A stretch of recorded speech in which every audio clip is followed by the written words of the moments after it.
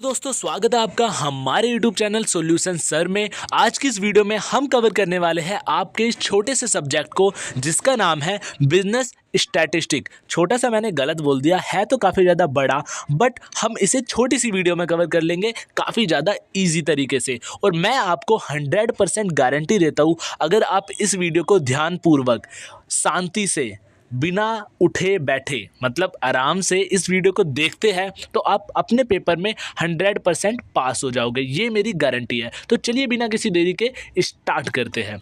तो हम अपने दोस्तों को जो कि हमारी वीडियो देखते हैं उन्हें 3 कैटेगरी में डिवाइड करते हैं। सबसे पहला वो बच्चे जो कि पेपर से एक दिन पहले हमारी वीडियो को देखते हैं। दूसरे कैटेगरी में आते हैं वो बच्चे जो कि पेपर से एक दिन पहले हमारी वीडियो को देखते हैं रात में बैठकर। और तीसरे वो बच्चे जो कि एक्स्ट्रा ऑर्डिनरी होते हैं, जो कि पेपर में जाते जाते या फिर क्लासरूम में बैठ के हमारी वीडियो देख रहे होते हैं और आनंद उठा रहे होते हैं। सोचते हैं यार पेपर क्या ही है, पेपर तो हो ही जाएंगे जब सॉल्यूशन सर हमारे साथ हैं। तो आप किस कैटेगरी में आते हैं कमेंट करके हमें ज़रूर बताइए। और चलिए बिना किसी देरी के वीडियो को स्टार्ट करने से पहले मैं आपके साथ एक काफ़ी ज़्यादा इंपॉर्टेंट बात करने वाला हूँ। आप सोच रहे होंगे कि भैया ये पर्वत आप क्यों लेके आ गए। अरे ये पर्वत नहीं है, ये संजीवनी बूटी पर्वत है जो कि हनुमान जी लेके गए थे जब रावण और श्री राम जी का युद्ध हो रहा था। ऐसे ही मैं भी आपके लिए इस वीडियो में एक संजीवनी बूटी स्लाइड लेके आया हूँ। मेरा मतलब है ऐसे क्वेश्चन की स्लाइड जो कि आपके पेपर में काफ़ी ज़्यादा हेल्पफुल होने वाले हैं और आपके पेपर में एक संजीवनी बूटी की तरह आपकी हेल्प करेंगे। तो वीडियो को 2x पे देखने की गलती बिल्कुल से भी ना करें। वीडियो के हर एक पार्ट को अच्छे से देखें ताकि आपके सारी चीज़ समझ में आए और क्वेश्चन के लिए तैयार रहे, संजीवनी बूटी के लिए भी तैयार रहे। इंडेक्स नंबर जो कि काफ़ी ज़्यादा स्कोरिंग और काफ़ी ज़्यादा ईजी होने वाला है। अगर आप इस चैप्टर को कर लेते हैं तो आपके पेपर में ईजिली अच्छे मार्क्स आ सकते हैं। खाली इस चैप्टर को करके नहीं आएंगे, मतलब इस चैप्टर से आपके स्कोर बढ़ सकते हैं। तो चलिए बिना किसी देरी के इस चैप्टर को स्टार्ट करते हैं। तो इस चैप्टर में जो हमारा सबसे पहला टॉपिक है वो है सिंपल एग्रीगेट मेथड। ठीक है, तो सिंपल एग्रीगेट मेथड का जो कैलकुलेट करने का फॉर्मूला है वो है हमारा, ये आपको दिख रहा होगा, ये मैंने लिख रखा है, sigma P1 divide by sigma P0। Sigma का मतलब होता है प्लस। ठीक है, अभी मैं आपको क्वेश्चन के थ्रू आगे बताऊंगा और क्या क्या है। P1 का मतलब होता है प्राइस ऑफ करंट ईयर, मतलब जो अभी ईयर चल रहा है ना, तो उसे बोलेंगे हम P1। और P0 का मतलब होता है प्राइस ऑफ बेस ईयर, मतलब जो ईयर उसके पीछे वाला था। जैसे अभी 2024 चल रहा है तो इसका बेस ईयर क्या था, 2023। ठीक है, अगर हमें क्वेश्चन में कुछ नहीं बोला तो हमें सिंपली इस मेथड से कैलकुलेट करना है। अगर क्वेश्चन में कुछ नहीं बोल रखा तो हमें सिंपली इस मेथड का यूज़ करना है। मैंने आपके लिए नीचे लिख भी रखा है। ठीक है, चलिए इसका क्वेश्चन देखते हैं। तो क्वेश्चन हमारा कुछ इस तरीके से पेपर के अंदर आएगा। जैसे दे रखा है प्राइस इन 2000। ठीक है, तो 2000 में प्राइस हमारा कितना था, कुछ इतना था। ये सारे प्राइस दे रखे कि ए का प्राइस, बी का प्राइस, सी का प्राइस, डी का प्राइस और ई का प्राइस। तो हमारा ये इतना प्राइस दे रखा था किसमें, 2000 में। ठीक है, फिर उसके बाद हमारा प्राइस 2013 में कुछ इतना दे रखा है सभी कोमोडिटी का। ये जो हमारी ABCDE है ना, ये हमारी क्या होती है, कोमोडिटी होती है। तो जो हमारे 2000 वाला था इसे मानेंगे हम P0 क्योंकि ये हमारा क्या हो गया, बेस ईयर। और प्राइस इन 2013 वाला है, इसे हम मानेंगे P1 क्योंकि ये हो गया हमारा प्राइस ऑफ करंट ईयर। अगर हम फॉर्मूले के अकॉर्डिंग चले तो हमें क्या करना था, इन सब का टोटल करना था। वो सिग्मा का साइन आप देख रहे थे ना, उसका मतलब है टोटल, मतलब बेस प्राइस का भी टोटल और करंट प्राइस का भी टोटल। तो सबसे पहले हम इनका टोटल कर लेंगे। ठीक है, तो टोटल करके हमारा कितना आ जाएगा, बेस ईयर के प्राइजेस का अगर हम टोटल करेंगे तो हमारा आएगा 180 और करंट ईयर के प्राइस का हम टोटल करेंगे तो हमारा आएगा 265।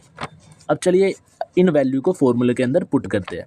तो हमारा फॉर्मूला क्या था, sigma P1 upon sigma P0 into 100। 100 से इंटू क्यों करते हैं, क्योंकि हमें इसका आंसर परसेंटेज में लाना पड़ता है एक तरीके से। तो हमारा P1 का टोटल आया था 265 और P0 का टोटल आया था 180 और इसको हम 100 से इंटू करेंगे तो हमारा आंसर आ जाएगा 147 ठीक है। तो इनका जल्दी से रट्टा मार लो, कुछ भी करो इनका रट्टा मार लो क्योंकि ये पेपर में आपके 100% आने वाले हैं। तो सबसे पहले देख लेते हैं।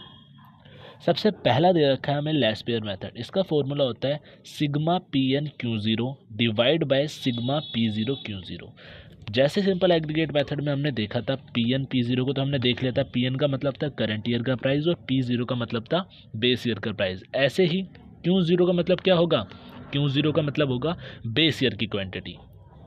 चलिए अब ये हमारा सेकंड फार्मूला देखते हैं जो कि पैस्ट्रियो मेथड होता है। इसका फार्मूला भी सेम ही है, बट Q0 की जगह यहाँ पे क्या आ जाएगा, Qn आ जाएगा, और Qn का मतलब होगा करंट ईयर की क्वांटिटी। फीसर वाले में क्या करना है, फीसर वाले में इन दोनों फॉर्मूलों को रूट के अंदर डाल के क्या कर देना है, आपस में मल्टीप्लाई कर देना है, और बाकी सारा सेम रहेगा। ठीक है, तो चलिए आगे चलते इन जो ये तीनों फॉर्मूले मैंने इसके क्वेश्चन भी समझा रखे उन्हें देखते हैं। चलिए अब देखते हैं एग्जाम्पल 3 जो कि आपको लेस पेयर मेथड से सोल्व आउट करना है। तो इसमें आपको क्या क्या चीज़ें दे रखी है, तो चलिए देखते हैं। तो इसमें आपको दे रखी है बेस ईयर के क्वांटिटी और प्राइस और करंट ईयर के क्वांटिटी और प्राइस। अब क्वांटिटी को, बेस ईयर की जो क्वांटिटी है वो आपको कैसे लिखनी है, ये आपको लिखनी है Q0। ठीक है, क्या लिखनी है आपको, Q0। और जो आपको बेस ईयर के प्राइस है वो आपको क्या लिखने हैं, P0। ठीक है, और करंट ईयर की क्वांटिटी को आप क्या लिखेंगे, Qn। ठीक है, और करंट ईयर के प्राइस को आप क्या लिखेंगे, Pn। तो ये सारी चीज़ करने के बाद अब इन्हें फॉर्मूले में पुट करेंगे। ठीक है, उसके बाद ये सारी चीज़ें लिखने के बाद आपको क्या करना है, आपको फॉर्मूले के अकॉर्डिंग देखना है। आपको क्या निकालना है, सिग्मा P1 Q0 अपॉन में सिग्मा P0 Q0। अब आप बोलेंगे भैया ये प्राइस इंडेक्स कहाँ से आ गया, हम तो लेस पेयर के अकॉर्डिंग कर रहे हैं। तो लेस पेयर को भी ये प्राइस इंडेक्स के नाम से भी जाना जाता है। ठीक है, तो इन्होंने बस कुछ नहीं, नाम चेंज करके प्राइस इंडेक्स लिख दिया। उसके बाद नीचे आप बोलोगे भैया ये क्वान्टिटी इंडेक्स क्यों निकाल रहे हैं। इसके फॉर्मूले में क्या गड़बड़ करी है इन्होंने P की जगह Q डाल दिया है और Q की जगह P डाल दिया है। ठीक है, तो आप अगर आपसे क्वेश्चन में पूछे कि लेस पेयर के अकॉर्डिंग प्राइस इंडेक्स निकालना है तो आप ये दोनों फॉर्मूले लगा देना, एक प्राइस इंडेक्स वाला भी, एक क्वांटिटी इंडेक्स वाला भी। तो प्राइस इंडेक्स के अकॉर्डिंग आपको सबसे पहले निकालनी है सिग्मा P1 Q0, मतलब P1 की मल्टीप्लाई करेंगे Q0 से और उस पूरी लाइन को क्या कर लेंगे, प्लस कर लेंगे। ठीक है, तो हम देखते हैं P1 हमारा कहाँ है, ये रहा। तो P1 दे रखा है हमें 30। ठीक है, और Q0 का है हमारा, ये रहा, ये दे रखा है हमें 6। तो 30 की 6 से मल्टीप्लाई करेंगे 180। ठीक है, फिर P1 की सेकंड वैल्यू हमें कितनी दे रखी है, 50, और इसकी सेकंड वैल्यू कितनी दे रखी है, 4। तो 50 की 4 से मल्टीप्लाई करेंगे तो हमारा आ जाएगा 200। ऐसे करके हमें पूरी लाइन को कर लेना है और फिर उसका प्लस कर देना है। तो प्लस करके कितना आया हमारा P1, नहीं ये वाला नहीं, ये वाला। ठीक है, तो प्लस करके हमारा कितना आ जाएगा, हमारा प्लस करके आ जाएगा इसमें 400। ठीक है, प्लस करके कितना आ जाएगा हमारा 400। फिर उस 400 को हमें क्या इसमें डाल देना है, फॉर्मूले में। ठीक है, उसके बाद ऐसे ही हमें नीचे वाले का निकाल लेना है। नीचे वाले में क्या दे रखा है, सिग्मा P0 Q0, मतलब P0 की मल्टीप्लाई किससे करनी है, Q0 से। तो P0 ये रहा, Q0 ये रहा। तो 40 की मल्टीप्लाई हम किससे करेंगे, 40 की मल्टीप्लाई करेंगे हम 6 से। तो 46 कितना होगा, 240। 46 हमारा कितना होगा, 240। ऐसी इसकी पूरी लाइन के निकाल लेंगे और उसे एंड में क्या कर देंगे, प्लस कर देंगे। ठीक है, तो इसका आ गया हमारा कितना, 465। दोनों वैल्यू को रखा अपॉन में और एक दूसरे को हम क्या कर देंगे, आपस में डिवाइड कर देंगे, और डिवाइड करके किससे मल्टीप्लाई कर देंगे, 100 से। तो हमारा कितना आ जाएगा, 86.00। पॉइंट के बाद जीरो की कोई वैल्यू नहीं होती। ऐसे ही हम क्वांटिटी इंडेक्स का निकाल लेंगे जिसमें हम Q1 की मल्टीप्लाई P0 से करेंगे और Q0 की मल्टीप्लाई P0 से करेंगे, और उससे भी हमारा आंसर आ जाएगा कितना, 137.63। तो चलिए अभी हमने देखा लेस पेयर का, ऐसे ही हम अब किसका देखेंगे, पास्चेस का। ठीक है, तो पास्चेस का देख लेते हैं। उसमें क्या है, उसमें भी सेम यही कर रखा है, बस पास्चेस में हमारा क्या बताया था मैंने आपको कि Q0 की जगह क्या आ जाता है हमारा, Q1 एंड में। ठीक है, इन्होंने उसमें भी प्राइस इंडेक्स और क्वांटिटी इंडेक्स के अकॉर्डिंग निकाल रखा है। ठीक है, तो क्वांटिटी इंडेक्स में क्या करा, P की जगह Q डाल दिया बस, और बाकी सारा सेम है। तो ये भी आपको किसकी तरह करना है, एकदम जैसे मैंने ऊपर कराया ना आपको लेस पेयर की तरह, उसकी तरह। बस इसमें वैल्यू देख लेना, इसमें पहले P1 की मल्टीप्लाई Q1 से करनी है और फिर उस पूरी लाइन का सम कर देना है। जैसे P1 की मल्टीप्लाई Q1 से करी, उसका सम कितना आया, 520, तो इन्होंने यहाँ पे डाल दिया। P0 की मल्टीप्लाई Q1 से करी तो उसका सम कितना आया, 640, तो उसका सम भी यहाँ पे डाल दिया, और मल्टीप्लाई कर दी 100 से, जो कि आंसर इनका आ रहा है 81.5। उसके बाद इन्होंने क्वांटिटी इंडेक्स में भी ऐसे ही निकाला है। Q1 की मल्टीप्लाई P1 से करी। ठीक है, Q1 हमारा कहाँ है, ठीक है, Q1 की मल्टीप्लाई इन्होंने P1 से करी और फिर उसका टोटल आया 520। ठीक है, ऐसे ही Q0 की मल्टीप्लाई P1 से करी और उसका टोटल इनका आया है 400। फिर दोनों को डिवाइड करके 100 से मल्टीप्लाई कर दे और इनका आंसर कितना आ गया, 130। ठीक है, अगला टॉपिक इस चैप्टर के अंदर आ जाता है हमारा टेस्ट ऑफ एडिक्वेसी। ठीक है, तो टेस्ट ऑफ एडिक्वेसी में हम कुछ टेस्ट के बारे में पढ़ेंगे और देखेंगे कौन कौन से मेथड है जो कि इन टेस्ट को सेटिस्फाई करते हैं और कौन कौन से मेथड है जो कि इन टेस्ट को सेटिस्फाई नहीं करते। तो सबसे पहला है हमारा यूनिट टेस्ट, ठीक है। तो जो ये यूनिट टेस्ट मेथड है किसके द्वारा सेटिस्फाई किया जाता है, खाली सिंपल एग्रीगेटिव मेथड के द्वारा सेटिस्फाई किया जाता है। दूसरा हमारा आ जाता है सर्कुलर टेस्ट। कौन सा आ जाता है, सर्कुलर टेस्ट। तो जो ये सर्कुलर टेस्ट मेथड होता है मतलब सर्कुलर टेस्ट है, ये किसके द्वारा सेटिस्फाई किया गया, खाली ये हमारा किया गया खाली सिंपल एग्रीगेट और फिक्स्ड वेट एग्रीगेट मेथड के द्वारा, ठीक है। तो इनके द्वारा ही ये क्या करा गया है, सेटिस्फाई। तो उसका फॉर्मूला क्या होता है, इसका फॉर्मूला होता है हमारा P01 into P12 into P23 और ये हमारा चलता है इन्फिनाइट तक और इनका सम किसके बराबर होता है, 1 के बराबर होता है। अब ये देखते हैं कि कौन कौन से ऐसे मेथड होते हैं जो कि इस टेस्ट को सेटिस्फाई नहीं करते, ठीक है। कौन कौन से ऐसे मेथड होते हैं जो कि इन टेस्ट को सेटिस्फाई नहीं करते। तो सबसे पहला होता है लैस्पेयर, पास्चेज, फीसियर इंडेक्स, ठीक है। ये मैंने अभी आपको पीछे ही पढ़ाए थे ना, वही वाले ये मेथड है। ये जो आपको टॉपिक है ना, ये टेस्ट वाला, ये खाली रीड आउट करना है, ठीक है। खाली रीड आउट करके आपको समझना है। इसमें से इतने क्वेश्चन बनते नहीं है, बट आपकी बुक के अंदर दे रखा है ना, इसलिए मैंने आपको ये पढ़ा दिया और आपकी स्लाइड के अंदर डाल दिया। सर्कुलर टेस्ट का हमारा फॉर्मूला होता है sigma P1 divide by P0 into में sigma P2 divide by P1 into में sigma P3 divide by P2 is equal to, इन सब का सम किसके बराबर होगा, 1 के बराबर, ठीक है। उसके नीचे देख लेते हैं हमारा कौन सा टेस्ट है। हाँ, अगला टेस्ट है हमारा टाइम रिवर्सल टेस्ट। कौन सा, टाइम रिवर्सल टेस्ट।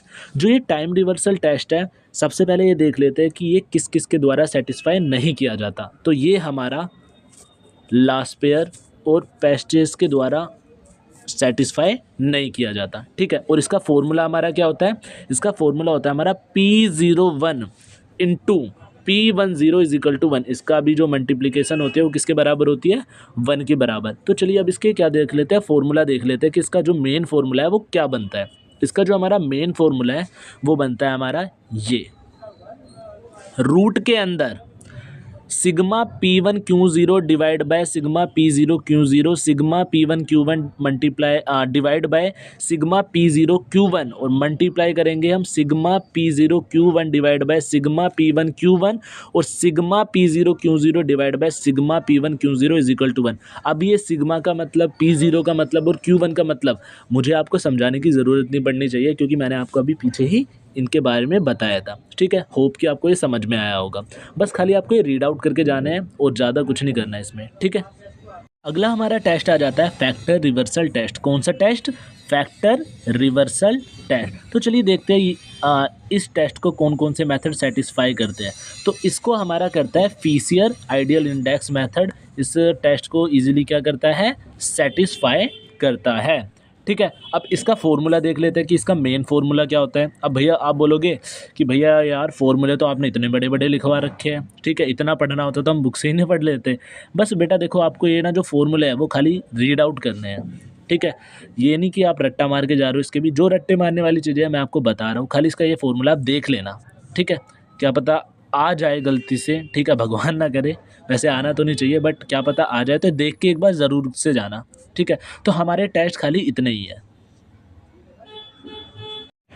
टेस्ट के बाद इस चैप्टर में हमारे अगले टॉपिक है, पहला टॉपिक है इसमें चेन बेस इंडेक्स और दूसरा टॉपिक है इसमें फिक्स्ड बेस इंडेक्स, जो कि लगभग थोड़े बहुत सेम है। बस बेस इंडेक्स सेम है, फॉर्मूले पूरे अलग है, ठीक है। तो चलिए देखते हैं क्या है बेस इंडेक्स में और क्या है हमारा करंट इंडेक्स के अंदर, ठीक है। तो चेन बेस इंडेक्स का फॉर्मूला हमारा क्या है, चेन बेस इंडेक्स का फॉर्मूला है करंट ईयर का एल आर कहते हैं लिंक रिलेटिव को। लिंक रिलेटिव का फॉर्मूला क्या होता है, Pn divide by P0 into में 100। आगे हम और क्वेश्चन में देखेंगे, आपको अच्छे से समझ में आ जाएगा। इंटू करेंगे हम किसको, preceding year of chain index, मतलब पिछले साल का जो चेन इंडेक्स दे रखा है उससे इंटू करेंगे और 100 से क्या कर देंगे, डिवाइड कर देंगे। ऐसे ही अब किसका देख लेते हैं, फिक्स्ड बेस इंडेक्स का देख लेते हैं। उसमें क्या करेंगे हम, करंट ईयर का CBI मतलब करंट ईयर का चेन बेस इंडेक्स को मल्टीप्लाई कर देंगे प्रीवियस ईयर के FBI से, मतलब प्रीवियस ईयर के फिक्स्ड बेस इंडेक्स से मल्टीप्लाई कर देंगे और दोनों को किससे डिवाइड कर देंगे, 100 से, ठीक है। तो चलिए अब इसके ऊपर क्या देखते हैं, क्वेश्चन देखते हैं। क्वेश्चन हमारा आ रखा है, इसमें क्या बोला हुआ है, इसमें बोला है हमें चेन बेस इंडेक्स भी कैलकुलेट करना है और हमको फिक्स्ड बेस इंडेक्स भी कैलकुलेट करना है हमें, मतलब दोनों चीज़ कैलकुलेट करनी है। तो इसमें गिवन क्या क्या है, हमें इसमें ईयर और जो ये प्राइजेज है ना, ये दोनों जो ये दो लाइन के ऊपर मैंने ये रेक्टेंगल बनाया, ये दोनों चीज़ें ही खाली हमें इसमें क्या है क्वेश्चन में गिवन है। ठीक है, उसके बाद अब इनकी ही हेल्प से हम चेन बेस इंडेक्स और फिक्स्ड बेस इंडेक्स निकालेंगे। ठीक है, तो सबसे पहले हम चेन बेस इंडेक्स निकालने के लिए हमें लिंक रिलेटिव पता होना चाहिए ना। ठीक है, करंट ईयर का लिंक रिलेटिव पता होना चाहिए। तो पहले हम प्राइस की हेल्प से क्या निकालेंगे, लिंक रिलेटिव निकालेंगे। क्या निकालेंगे, लिंक रिलेटिव। तो लिंक रिलेटिव का फॉर्मूला क्या होता है, पहले ईयर को आपको ऐसे ही छोड़ देना है 2005 में, तीनों में मतलब जो भी आपको दे रखे link relative, chain base index और फिक्स्ड बेस इंडेक्स, तीनों में ही आपको 100 100 और 100 ही लिख देना है। उसके बाद लिंक रिलेटिव को निकालना है आपको कैसे, अगले ईयर में 50 मतलब करंट ईयर का प्राइस और डिवाइड बाय 75 मतलब बेस ईयर का प्राइस, इनटू में 100, आपका कितना आ जाएगा 66.67 66.67 आपका आ गया। फिर हम चेन बेस इंडेक्स में इस 66.7 का यूज़ करेंगे। चेन बेस इंडेक्स का फॉर्मूला क्या था हमारा, उसका फॉर्मूला था हमारा link relative of current year. तो करंट ईयर का लिंक रिलेटिव हमारा कितना है 66.67 लिख दिया हमने। उसके बाद chain base index of preceding year, वो हमारा कितना है, कितना गिवन है हमें क्वेश्चन में, पहले से हमें गिवन है 100, मतलब हमें गिवन तो कुछ नहीं था, तो हमने एज्यूम क्या कर लिया। अगर आप में क्वेश्चन में बेस ईयर में कुछ भी गिवन ना हो ना, तो आपको क्या एज्यूम करना है, आपको एज्यूम करना है कितना 100 एज्यूम करना है। तो 66.67 को 100 से मल्टीप्लाई करके 100 से डिवाइड कर देंगे, क्योंकि 100 से डिवाइड होता है ना। ठीक है, उसमें फिर तो इसके बाद हमारा क्या आ जाएगा, आंसर आ जाएगा। क्या आ जाएगा आंसर, 66.67 हमारा आंसर आ जाएगा इसका 2006 के ईयर का। ऐसे ही हमें 2007 का करना है और ऐसे ही हमें 2008 मतलब सो ऑन, ऐसे ही 2014 तक हमें ये करना है। फिर अब देखते हैं फिक्स्ड बेस इंडेक्स कैसे निकालेंगे। जैसे आपने लिंक रिलेटिव का कैलकुलेट करिए ना, वैसे ही फिक्स्ड बेस इंडेक्स को भी कैलकुलेट, मतलब सेम ही लिख देना है। आप फॉर्मूले के बारे में सोचो ही मत। अब चेन बेस इंडेक्स निकालने के लिए लिंक रिलेटिव निकालोगे जरूर। अब किसी क्वेश्चन में चेन बेस इंडेक्स और फिक्स्ड बेस इंडेक्स दोनों ही दे रखे हैं ना, तो चेन बेस लिंक रिलेटिव वाली वैल्यू को सेम फिक्स बेस इंडेक्स में आपको डाल देना और आपका क्वेश्चन ईजिली खत्म हो जाएगा। इसके बाद इस चैप्टर में अगला टॉपिक आ जाता है हमारा कंज्यूमर प्राइस इंडेक्स। क्या, कंज्यूमर प्राइस इंडेक्स, जो कि पेपर के पॉइंट ऑफ व्यू से काफ़ी ज़्यादा क्या होने वाला है, काफ़ी ज़्यादा इम्पोर्टेंट होने वाला है। इसे आप 100% करके जाना, क्योंकि इसके पेपर में आने की संभावना काफ़ी ज़्यादा है। ठीक है, तो देखते हैं। तो इसका क्वेश्चन हमारा कुछ इस तरीके से आ रखा है, prepare a consumer price index for 2013 on the basis of 2010 from the following data by both method. मतलब कंज्यूमर प्राइस इंडेक्स को कैलकुलेट करने के हमारे दो मेथड होते हैं, एक तो एग्रीगेट मेथड होता है, एक दूसरा मेथड भी होता है, वो अभी मैं इसके बाद बताऊंगा। तो क्या क्या आपको गिवन है, आपको गिवन है प्राइजेज करंट ईयर के, ठीक है 2013 के, और प्राइजेज बेस ईयर के जो कि 2010 के। तो आपको फॉर्मूला क्या अप्लाई करना होता है कंज्यूमर प्राइस इंडेक्स निकालने के लिए, जो मैंने आपको लास्ट ईयर वाला बताया था ना, वो ही फॉर्मूला आपको सेम इसमें भी अप्लाई करना है। बस यहाँ पे ना इन्होंने नाम चेंज कर दिया, अगर ध्यान से देखोगे वही लिखा हुआ है ना, sigma P1 Q0 divide by sigma P0 Q0 into में 100। तो ऐसे ही हम P1 की मल्टीप्लाई Q0 से करेंगे, तो यहाँ पे कर दी, उनका सम निकाला 174 डाल दिया। ठीक है, ऐसी P0 की Q0 से मल्टीप्लाई कर दी, उनका सम निकाला 146.5 और उनको भी डाल दिया। बस, कुछ कठिन था इसमें, नहीं था ना। तो ये हमारा कौन सा मेथड से करा है अभी हमने, एग्रीगेटिव मेथड से। अब हम बात करेंगे इसके सेकंड मेथड के बारे में। कंज्यूमर प्राइस इंडेक्स का हमारा अगला जो मेथड है वो है हमारा वेटेड रिलेटिव। कौन सा मेथड है, वेटेड रिलेटिव। तो चलिए देख लेते हैं इसके फॉर्मूला और देखते हैं कि इसे कैसे कैलकुलेट किया जाता है। ठीक है, तो इसका फॉर्मूला हमारा बेसिकली क्या है, इसका फॉर्मूला है हमारा sigma IV divide by sigma V। ठीक है, मतलब सिग्मा IV को हम डिवाइड करेंगे सिग्मा V से, तो हमारी वैल्यू किसकी निकल के आ जाएगी, वेटेड रिलेटिव की। तो सिग्मा IV को निकालने के लिए सबसे पहले हमें I निकालना पड़ेगा, फिर V निकालना पड़ेगा, फिर दोनों को मल्टीप्लाई करना पड़ेगा। मल्टीप्लाई करके उस पूरी लाइन का हमें क्या कर लेना है, सम कर लेना है। ठीक है, तो सबसे पहले ये देखते हैं कि I को कैसे निकालते हैं। ठीक है, तो आई निकालने के लिए हमें P1 को P0 से डिवाइड करना पड़ेगा, फिर मल्टीप्लाई कर देना है हमें किससे, 100 से। ठीक है, तो P1 हमारा दे रखा है 6 और P0 हमारा दे रखा है 5.75। तो दोनों को डिवाइड करके 100 से मल्टीप्लाई कर देंगे तो हमारा आ जाएगा 104.34। इसी तरीके से हमें सेकंड वैल्यू निकाल लेनी है, इसी तरीके से हमें थर्ड वैल्यू निकाल लेनी है, इसी तरीके से हमें फोर्थ, फिफ्थ, सिक्स्थ, ठीक है, ऐसी वैल्यू निकाल लेनी है। अब क्वेश्चन अराइज होता है कि भैया कि v कैसे निकालें हम, तो v निकालने के लिए आपको P0 को मल्टीप्लाई कर देना है Q0 से। ठीक है, P0 की वैल्यू दे रखी है 5.75, Q0 की वैल्यू दे रखी है 6, दोनों को मल्टीप्लाई करोगे तो आपका आंसर आ जाएगा 34.50। ठीक है, ऐसे ही हमें थर्ड के साथ करना है, ऐसे ही हमें सेकंड, थर्ड, फोर्थ, फिफ्थ सबके साथ ऐसे ही करना है। ठीक है, उसके बाद ये दोनों वैल्यू निकलने के बाद हमें क्या करना है, v वाली वैल्यू को हमें i वाली वैल्यू से मल्टीप्लाई कर देना है। v की वैल्यू कितनी दे रखी है 34.50 मल्टीप्लाई 104.34, तो हमारा आ जाएगा 3600। ऐसे ही हमें सारी वैल्यू निकाल लेनी है और फिर उसका हमें क्या कर देना है, सम कर देना है। सम करके हमारा कितना आ जाएगा 17400, जो कि हमारी किसकी वैल्यू है, सिग्मा आई वी की वैल्यू है। वैल्यू निकालने के बाद हमें यहाँ पे पुट कर देनी है।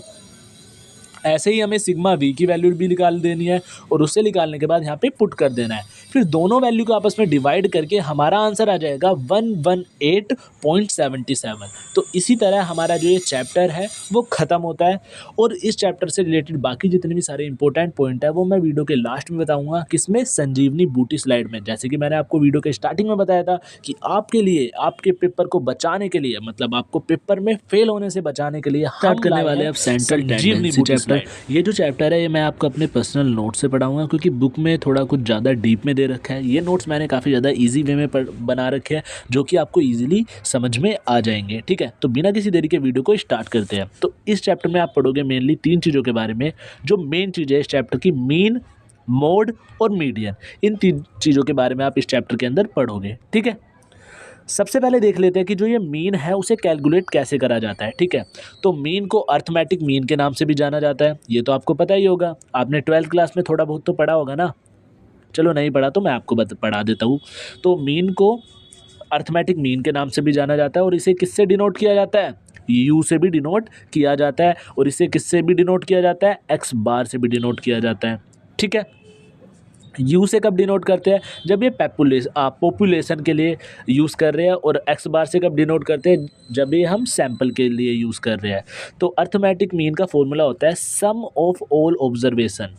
ठीक है, मतलब हमें जितने भी नंबर दे रखे हैं ना उन सम का सम कर लो। जैसे हमें नंबर दे रखा है 1 + 2 + 3 + 4, तो इन सबको प्लस कर लो और ये नंबर कितनी बार है, जैसे 1 2 3 4, तो ये टोटल 4 नंबर है, तो डिवाइड में हम 4 लिख देंगे। ठीक है, और आपको क्वेश्चन के थ्रू समझ में आ जाएगा। ठीक है, आगे चलते हैं। आगे लिखा हुआ है X bar is equal to X I sigma X I divide by N. ये भी इस फॉर्मूले का मतलब भी सेम ही है, जो मैंने ये ऊपर बताया ना उसका मतलब ये नीचे वाला भी सेम ही है। कैसे, ये लिखा हुआ है X bar is equal to sigma X I, मतलब जो हमें जितने भी नंबर दे रखे हैं, जैसे मुझे दे रखा है 2 + 2 + 2, तो ये मेरे 3 नंबर है। ठीक है, तो 3 नंबर है तो 3 नंबर टोटल कितने हैं, 3, तो एन की जगह क्या आ जाएगा 3 और सिग्मा एक्स आई की जगह क्या आ जाएगा 6, क्योंकि 2 + 2 + 2 मतलब सारे नंबरों का मैं सम करूँगा। जो नंबर है वो किसको रिप्रेजेंट कर रहे हैं, एक्स आई को, और सिग्मा किसको रिप्रेजेंट कर रहा है, सम को। ठीक है, सम मतलब प्लस को। उसके बाद अब हम देखते हैं कि जो ये डाटा जो हमें मीन, मीडियन, मोड है, इसमें जो डाटा हमें मिलता है वो कितनी तरीका मिलता है और किस किस टाइप में मिलता है। तो जो इसमें हमें जो डाटा मिलेगा वो हमें 2 तरीके का मिला है। एक मिलता है अनग्रुप्ड डाटा, एक मिलता है ग्रुप्ड डाटा। अनग्रुप्ड डाटा में आती है इंडिविजुअल सीरीज, जिसमें आपको लाइन के अंदर सीधे नंबर लिखे हुए दिखेंगे, जैसे 1 2 3 4 5 बस। तो ये हमारी होती है इंडिविजुअल सीरीज। डिस्क्रीट सीरीज क्या होती है, जिसमें आपको नंबर के साथ उनकी फ्रीक्वेंसी, मतलब वो नंबर कितनी बार आ रहे हैं, कितने टाइम्स हो रहा है, वो भी आपको गिवन होता है। मतलब इसमें आपको मेनली 2 लाइनें गिवन होती है, इसमें 1 लाइन ही गिवन होती है। कंटिन्यूअस सीरीज में भी आपको 2 लाइन गिवन होती है, बट कंटिन्यूअस सीरीज में आपको कुछ इस तरीके से लाइन गिवन होती है, जैसे आपको गिवन है 1 से 10, ठीक है, उसके बाद 10 से 11, कुछ इस तरीके से 11 से 20, ठीक है, कुछ इस तरीके से लाइन गिवन होती है और इसमें भी फ्रीक्वेंसी गिवन होती है। बाकी हम क्वेश्चन के थ्रू समझेंगे इन्हें। अर्थमेटिक मीन का फॉर्मूला देखो आप, मैंने साइड में एग्जांपल भी एक कर रखा है, आप देख सकते हो। मुझे ये सारी वैल्यू दे रखी थी, ये किसको रिप्रेजेंट कर रही थी, एक्स को रिप्रेजेंट कर रही थी। मैंने उन सब का सम करा, कितना आया, 32 आया। तो 32 मेरी किसकी वैल्यू हो गई, 32 हो गई मेरी एक्स आई की वैल्यू। और टोटल नंबर मेरे कितने हैं, टोटल नंबर है मेरे 1 2 3 4 5, तो 5 मेरे टोटल नंबर है। तो 32 को मैं किससे डिवाइड कर दूंगा, 5 से, तो मेरा किसका आंसर निकल जाएगा, मीन का। ठीक है, अब जो अर्थमेटिक मीन है उसे निकालने के कुछ मेथड है, उन मेथडों को कुछ पार्टों के अंदर डिवाइड कर रखा है। तो सबसे पहले हमारा मेथड होता है इसके अंदर डायरेक्ट मेथड। डायरेक्ट मेथड मतलब जो आपको तो एक्स दे रखा है, उस एक्स को एफ से मल्टीप्लाई कर दो। एक्स की एक लाइन दे रखी होगी आपको नंबर्स की, और एफ मतलब फ्रीक्वेंसी की एक लाइन दे रखी होगी। उन दोनों को मल्टीप्लाई कर दो आपस में, जिससे कि आपकी एक और लाइन बन जाएगी। उस पूरी लाइन का क्या कर देना है आपको, सिग्मा कर देना है, मतलब उस पूरी लाइन का आपको सम कर देना और डिवाइड बाय एन, एन मतलब नंबर ऑफ टाइम से डिवाइड कर देना है। ठीक है, ये हमारा आता है डायरेक्ट मेथड के अंदर। इनडायरेक्ट मेथड के अंदर हमारे दो मेथड आते हैं। एक आता है हमारा एज्यूम मीन, कौन सा मेथड, एक आता है हमारा एज्यूम मीन, और दूसरा हमारा मेथड आता है स्टेप डेविएशन। ड्यूसोल की बुक में एज्यूम मीन को शॉर्टकट मेथड बोला गया है और स्टेप डेविएशन मेथड को कोडिंग मेथड बोला गया है। ठीक है, एज्यूम मीन का हमारा मेथड जो एज्यूम मीन का मेथड होता है उसका जो हमारा फॉर्मूला होता है वो कुछ इस तरीके का होता है। उसका फॉर्मूला आता है हमारा X bar is equal to A plus sigma F I D I divide by N. फिलहाल तुम फॉर्मूले को देख लो, आगे मैंने इसके क्वेश्चन भी अटैच कर रखे हैं, वो जब हम करेंगे आपको और अच्छी तरीके से समझ में आ जाएगा। स्टेप डेविएशन का फॉर्मूला होता है हमारा A plus sigma F I U I divide by N into में एच। ठीक है, तो जो ये यू आई है ये आप ऐसे कैलकुलेट करोगे, x I minus A divide by H, और डी आई आप कैसे कैलकुलेट करोगे, एक्स आई माइनस ए। ठीक है, ऐसे आप डी आई कैलकुलेट कर लोगे। अगर हम कॉन्टीन्यूस सीरीज़, ये आपको देखो साइड में कॉन्टीन्यूस सीरीज़ दे रखी है ना, अगर आप कॉन्टीन्यूस सीरीज़ का डायरेक्ट मेथड से क्वेश्चन करते हो तो वो कुछ इस तरीके से होता है। आपको ए सी आई पहले से ही गिवन होगा, एफ आई भी पहले से गिवन होगा। ठीक है, तो पहले आप यहाँ से एक्स आई निकालोगे। एक्स आई कैसे निकालोगे, 0 और 10 की बीच की वैल्यू क्या है, 5, 10 और 20 की बीच की वैल्यू क्या है, 15, 20 और 30 की बीच की वैल्यू क्या है, 25, 30 और 40 की बीच की वैल्यू क्या है, 35, 40 और 50 की बीच की वैल्यू क्या है, 45। तो ऐसे करके आपके सेंटर की वैल्यू निकाल लेनी है, वो हमारा एक्स आई हो जाएगा। फिर एफ को एक्स आई से मल्टीप्लाई कर देंगे, 8 5 जा 40, 12 15 जा 180, 10 25 जा 250, ऐसे कर करके तुम्हें वैल्यू निकाल लेना है। फिर ये जो एफ आई एक्स आई वाली लाइन है इसका आपको टोटल कर देना है, टोटल करके हमारा कितना आया 1450। और एन का भी हमें क्या कर देना है टोटल। एन कैसे टोटल करोगे, एन ना इसमें आपको गिन के नहीं लिखना 1 2 3 ऐसे नहीं लिखना। कॉन्टिन्यूस सीरीज़ में एन आप कैसे निकालते हो, कॉन्टिन्यूस और डिस्क्रीट सीरीज़ में जिसमें फ्रीक्वेंसी गिवन हो, फ्रीक्वेंसी का टोटल कर दो। ठीक है, फ्रीक्वेंसी का टोटल ही हमारी किसकी वैल्यू होती है, एन की। तो फ्रीक्वेंसी का टोटल करोगे तो तुम्हारा 50 आ जाएगा। तो 1450 को 50 से डिवाइड कर दोगे तो तुम्हारा आंसर निकल के आ जाएगा। क्या निकल के आएगा, तुम्हारा आएगा मीन निकल के। तो अभी हमने मीन निकालने के मेथड में दो मेथड देखे थे, एक तो डायरेक्ट मेथड था, एक इनडायरेक्ट मेथड था। तो इनडायरेक्ट मेथड में हमने पहला मेथड देखा था एज्यूम मीन का, किसका, एज्यूम मीन का। ठीक है, तो अब ये देखते हैं कि एज्यूम मीन का हम क्वेश्चन किस तरीके से करते हैं। ठीक है, इसमें हमें क्वेश्चन में क्या दे रखा है, हमें इस क्वेश्चन में क्या क्या दे रखा है, हमें दे रखी है सी आई एफ आई, ये एक्स आई आपको निकालना पड़ेगा पहले। ठीक है, एक्स आई आप कैसे निकालोगे, मैंने अभी पीछे बताया था कि इन दोनों के बीच का नंबर, इन दोनों के बीच का नंबर, इन दोनों के बीच का नंबर, इन दोनों के, इन दोनों के, इन दोनों के और इन दोनों के, ऐसे हमारा एक्स आई निकल के आ जाएगा। लेकिन क्वेश्चन में हमें और किस चीज़ की भी रिक्वायरमेंट है, क्वेश्चन में हमें डी की भी रिक्वायरमेंट है, क्योंकि हमारा फॉर्मूला क्या होता है, A plus sigma F I D I divide by N. मतलब हमें पहले ए निकालना है, फिर एफ आई की वैल्यू निकालनी है। एफ आई तो हमें पहले से ही गिवन है, और एफ आई की मल्टीप्लाई किससे कर देनी है, डी आई से। किससे कर देनी है, डी आई से, फिर उसे किससे डिवाइड कर देना है, एन से। ठीक है, अब हम क्या करेंगे, पहले एक्स आई निकाल लेंगे, फिर एक्स आई में से ना किसी भी एक वैल्यू को ए मान लेंगे। एक्स आई में से किसी भी एक वैल्यू को क्या मान लेंगे, हम ए मान लेंगे। फिर हम उसके बाद क्या करेंगे, फिर एक्स आई में से किसी भी वैल्यू को हमने ए मान लिया, फिर एक्स वाली वैल्यू को उस ए वाली वैल्यू में से, मतलब दोबारा सुनो, जो ये x वाली वैल्यू है ना उसे उस a वाली वैल्यू में से माइनस कर करके अमाउंट लिखते रहेंगे। मतलब 5 में से 35 गए, कितने बचे, माइनस का 30। 15 में से 35 गए, कितने का बचा, माइनस का 20।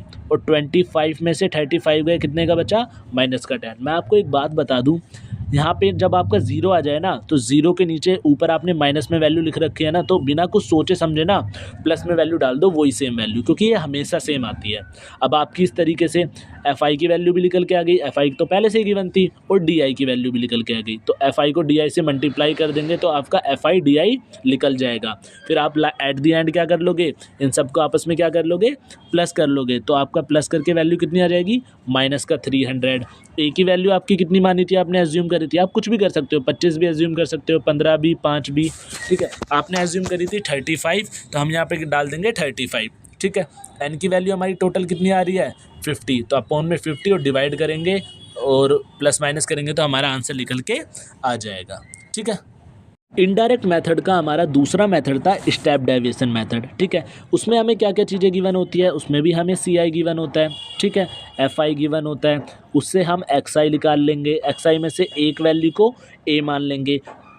एज्यूम मीन में हमने क्या करा था, उसमें हमने डी निकाला था, लेकिन इसमें हमें यू निकालना है। तो यू निकालने के लिए हमें क्या करना पड़ेगा, एक्स को एक्स आई में से ए तो माइनस करना है, वो तो सेम उसमें भी करना था डी निकालने के लिए, लेकिन उसे एच से भी डिवाइड कर देना है। मतलब कैसे, 5 माइनस 35, 5 में से 35 को माइनस करेंगे और डिवाइड किससे करेंगे, एच से। मतलब 0 और 10 के बीच में कितने का डिफरेंस है, 10 का डिफरेंस है ना, तो 10 मेरा एच की वैल्यू होगी, 10 मेरा क्या होगा, एच होगा। तो 5 माइनस 35 डिवाइड बाय 10, तो मेरा माइनस का 3 आ जाएगा। ऐसे मैं सेकंड स्टेप में करूँगा, क्या करूँगा, 15 माइनस 35 डिवाइड बाय 10, तो ऐसे मेरे सारे होंगे और मेरी किसकी वैल्यू निकल जाएगी, यू आई की। फिर एफ आई जो वाली लाइन है उसे यू आई से मल्टीप्लाई कर दूँगा तो मेरा एफ आई यू आई निकल के आ जाएगा, ठीक है। उसके बाद मैं इसे फॉर्मूले में पुट कर दूंगा। इसका फॉर्मूला क्या है मेरा, A plus F I U I into में एच, एच की जगह मैंने अभी आपको बताया, एच की जगह क्या आ जाएगा, दोनों का डिफरेंस जो कि 10 है, और डिवाइड बाय एन। एन की वैल्यू मेरी कितनी है, एफ आई का मैं कर लूँगा टोटल, तो मेरे आ जाएगी 50। तो अब मैं इसे सोल्व करूँगा तो मेरा आंसर निकल के आ जाएगा। इनका हमारा लास्ट मेथड आ जाता है कंबाइंड मीन। तो कंबाइंड मीन निकालने का फॉर्मूला क्या होता है, तो चलिए देखते हैं। तो कंबाइंड मीन का फॉर्मूला होता है हमारा nx1 plus n2x2 divide by n1 plus n2, ठीक है। तो ये सारी चीज़ ना आपको पहले से ही गिवन होगी। जैसे यहाँ पे लिखा हुआ है बॉयज़, ठीक है, बॉयज़ के नंबर कितने दे रखे हैं, 6 बॉयज़ है हमारे, और गर्ल्स के नंबर कितने दे रखे हैं, 4 हमारी गर्ल्स है। इनका मीन कितना निकाल के दे रखा है, मीन बॉयज़ का दे रखा है 70, और हमारी गर्ल्स का जो मीन है वो 90 दे रखा है। तो सिंपली मैंने कुछ नहीं करा, मैंने इन सारी चीज़ों को फॉर्मूले में पुट कर दिया तो मेरा आंसर निकल के आ गया। कभी कभार क्वेश्चन क्या कह सकता है कि आपको ना इन चीज़ों में से ना कुछ एक चीज़ गिवन नहीं होगी और आपको कंबाइंड मीन पहले से ही निकाल के दे रखा होगा, तो आपको वो चीज़ फाइंड आउट करनी होगी। तो इस तरीके से हमारा ये मीन वाला खत्म होता है। अब चलिए चलते हैं मीडियन की तरफ। तो अगला हमारा टॉपिक है मीडियन का, ठीक है। तो मीडियन हमारा एक तरीके से किसी जो चीज़ होती है ना उसकी मिडल मोस्ट वैल्यू निकालता है। कौन सी, मिडल की वैल्यू निकाल के दिखाता है। और हमारा कितना रिप्रेजेंट करता है, हमारी सीरीज़ का ये कितना परसेंट रिप्रेजेंट करता है, ये करता है 50%, ठीक है।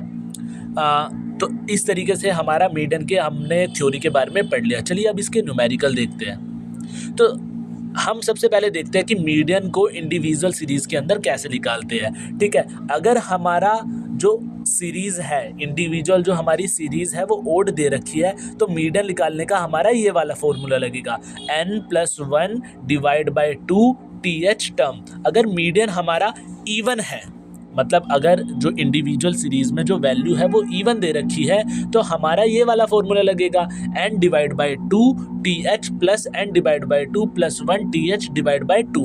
तो ये वैल्यू हमारी लगेगी, ठीक है, अगर हमें इवन दे रखी होगी तो। चलिए अब इसके क्वेश्चन देख लेते हैं। तो देखो आपको ये इंडिविजुअल हमें सीरीज़ दे रखी है, तो चलिए इन नंबर को पहले गिनते हैं।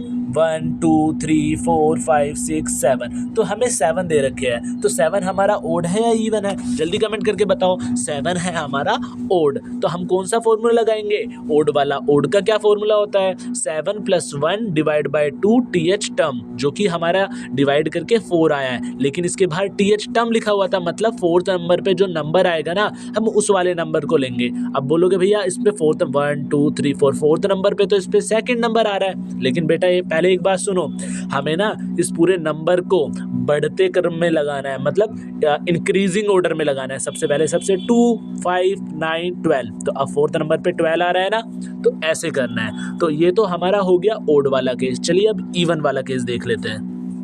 तो इवन वाले केस में आपको कुछ इस तरीके से वैल्यू दे रखी है, जैसे हम गिन लेते हैं तो 2 3 8 14 16, तो ये हमारी गिन के कितनी आ रही है? टोटल 10। तो 10 हमारा ओड है या इवन है? 10 है हमारा इवन, तो हम इसमें लगाएंगे इवन वाला फॉर्मूला। ठीक है, तो हमने वैल्यू के अंदर डाल लिया है सारी चीज़ें। क्या क्या थी वैल्यू हमारी? 10/2 10/2 + 1। ठीक है, इसे काट पीट के हमारा आंसर निकल के आ जाएगा 15। ठीक है, तो 15 हमारा हो जाएगा इसका आंसर। ठीक है, अब आप सोच रहे होंगे भैया हम ओड वाला अलग याद करेंगे और इवन वाला अलग याद करेंगे, कुछ ऐसा नहीं हो सकता कि हमें एक ही फॉर्मूला याद करना पड़े। चलिए मैं आपको एक और ट्रिक बता देता हूँ। तो हमारी दूसरी ट्रिक है कि ना, आप जिस मेथड से ओड का निकाल लेते ना, उसी मेथड से, मतलब जिस फॉर्मूले का यूज़ करके आप ओड के निकाल लेते, उसी फॉर्मूले का यूज़ करके आप इवन का भी निकाल सकते हो। वो कैसे? अभी हमने इवन की वैल्यू ली थी, तो हमारा कितना आया था? हमारा आया था 10। तो जब हम इसे सोल्व आउट करेंगे ना, तो हमारा 5.5 आ जाएगा। तो जब भी आप इवन की वैल्यू लोगे ना ओड वाले फॉर्मूले में, तो आपका ऐसे कुछ पॉइंट में आएगा। तो पॉइंट में वैल्यू आ जाए तो आपको क्या करना है? तो पॉइंट में वैल्यू आ जाए तो आपको क्या करना है? तो 5 लिखना है पहले। जैसे यहाँ 5.5 आया ना, तो 5 लिख लेंगे। 6.5 आएगा तो 6 लिख लेंगे। ठीक है, फिर 5.5 में से 5 ले लिया, कितना बचा? 0.5। तो 0.5 के, अब 5 की अगली टर्म कौन सी होती है? 6th, तो 6 में से 5 माइनस कर देंगे। ठीक है, अब 6th टर्म पे हमारा कौन सा नंबर आ रहा है? 6th टर्म पे हमारा कौन सा नंबर आ रहा है, हम वो देखेंगे। 6th टर्म पे हमारा कौन सा नंबर आ रहा था? 1 2 3 4 5 6। 6th टर्म पे आ रहा था हमारा 16। ठीक है, तो 6th टर्म पे 16 आ रहा है। और 5th टर्म पे हमारा कौन सा आ रहा है? 5th टर्म पे हमारा आ रहा है 14। ठीक है, तो 5th टर्म पे हमने कौन सा लगाया? 14। अब इसे सोल्व करके हमारा आंसर भी निकल के आ गया। तो इस तरीके से हम ओड वाला फॉर्मूला लगा के भी इवन का आंसर निकाल सकते हैं। ठीक है, अब हम देख लेते हैं कॉन्टिन्यूअस सीरीज में कि हम, नहीं कॉन्टिन्यूअस तो उससे, कॉन्टिन्यूअस से पहले हम डिस्क्रीट का देखेंगे ना, तो पहले डिस्क्रीट का देखते हैं फिर कॉन्टिन्यूअस का देखते हैं। तो हम देखेंगे डिस्क्रीट सीरीज का। ठीक है, डिस्क्रीट सीरीज में आपको क्या क्या चीजें गिवन होंगी? डिस्क्रीट सीरीज में आपको गिवन होगा xi fi। ठीक है, ये दोनों चीज आपको गिवन होगी। आपको क्या करना है? fi का टोटल कर लेना है। तो fi का टोटल करके n की वैल्यू निकलती है, ये तो आपको पता होगा ना, ये तो मैंने आपको बहुत बार बता दिया क्वेश्चन में, मीन के में भी बताया था। ठीक है, तो इस तरीके से आपकी किसकी वैल्यू निकल के आ जाएगी? इस तरीके से आपकी किसकी वैल्यू निकल के आ जाएगी?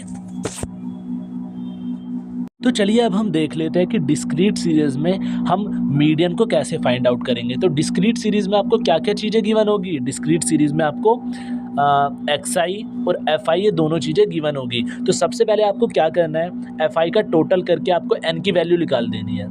ठीक है, n की वैल्यू निकाल के, n हमारा कितना आया है? ओड आया है, इवन आया है? जल्दी बताओ, ओड आया है, इवन आया है? n हमारा आया है ओड, तो हम ओड वाला फॉर्मूला लगाएंगे। वैसे ओड इवन में दोनों में एक ही तरीका फॉर्मूला यूज़ कर सकते हैं, मैंने आपको बता दिया था। ठीक है, तो n मेरा ओड आया, तो मैंने क्या लिखा? n + 1 divide by 2। तो n मेरा 11 था, 11 + 1 डिवाइड बाई 2, जो कि मेरा 6th टर्म निकल के आया। फिर मेरा आंसर 6th टर्म पे कौन सा था? अब जो ये 6th टर्म है, मैं अब बोलोगे भैया यहाँ तो 6th टर्म है ही नहीं, तो ना हमें fi की हेल्प से cf भी निकालना है। कैसे निकालेंगे cf? पहले 3 का 3 लिख दिया, 3 में 2 प्लस करूँगा कितना आ जाएगा? 5। 2 में 4 प्लस करूँगा कितना आ जाएगा? 9। 9 में 2 प्लस करूँगा कितना आ जाएगा? 11। तो ऐसे करके मुझे क्या निकाल लेना है? CF। अब जो ये मेरी 6th टर्म की वैल्यू आई है ना, ये मुझे ना यहाँ CF में देखनी है। CF में मेरा 6 टर्म है? नहीं है। 6 से बड़ा है? हाँ, क्या है? 9। तो 9 टर्म वाली वैल्यू की जो xi वाली वैल्यू है ना, वो मेरा क्या बन जाएगा? आंसर। तो 20,000 मेरा क्या हो जाएगा? आंसर। अब चलिए देख लेते हैं कि कॉन्टिन्यूस सीरीज़ के अंदर हम मीडियन कैसे फाइंड आउट करेंगे। तो सबसे पहले आपको कॉन्टिन्यूस सीरीज़ के अंदर क्या करना है, n/2 फाइंड आउट करना है, मतलब फ्रीक्वेंसी का टोटल करके उसे 2 से डिवाइड कर देना है। तो यहाँ से तुम्हारा क्या निकल के आ जाएगा, n/2 निकल के आ जाएगा। फिर n/2 को आपको CF में लोकेट करना है, मतलब n/2 की जो वैल्यू निकल के आएगी ना, उसे CF में देखना है कि वो कौन सी वैल्यू पर आ रही है।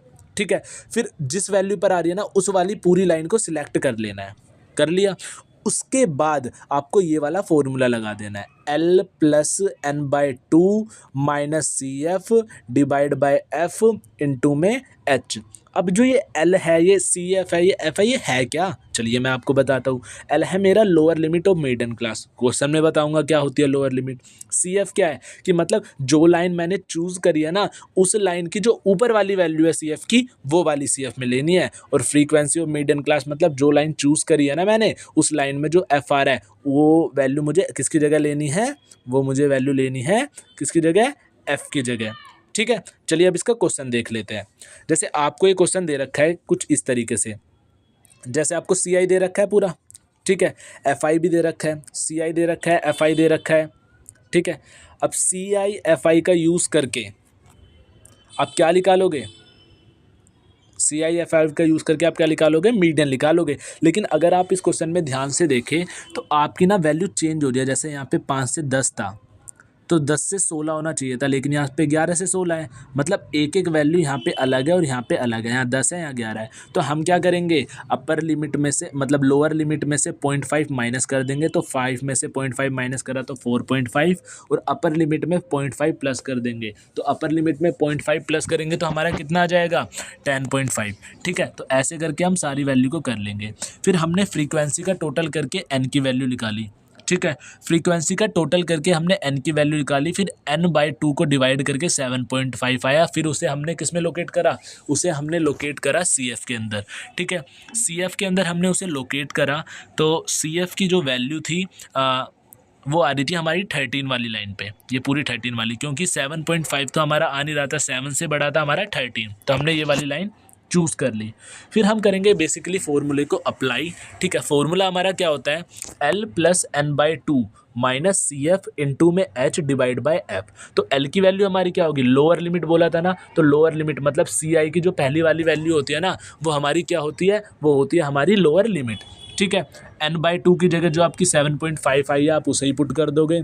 ठीक है, और CF की जगह आपने ये वाली लाइन चूज़ करी थी, इसकी ऊपर वाली वैल्यू कौन सी है, 7, तो 7 डाल दोगे। ठीक है, H की जगह इन 16.5 22.5, मतलब जो ये CI की दो वैल्यू है, इन दोनों के बीच का डिफरेंस कितना कितना है, तो इन दोनों के बीच का डिफरेंस है हमारा कितने का, 6 का। तो वो हम H की जगह डाल देंगे। और जो लाइन हमने चूज़ करी है उसमें F की वैल्यू कितनी आ रही है, 6, तो 6 नीचे भी डाल देंगे। सोल्व करके हमारा आंसर कितना आ जाएगा, 17। तो इस तरीके से हम कॉन्टिन्यूस सीरीज़ के अंदर मीडियन को क्या करेंगे, फाइंड आउट करेंगे।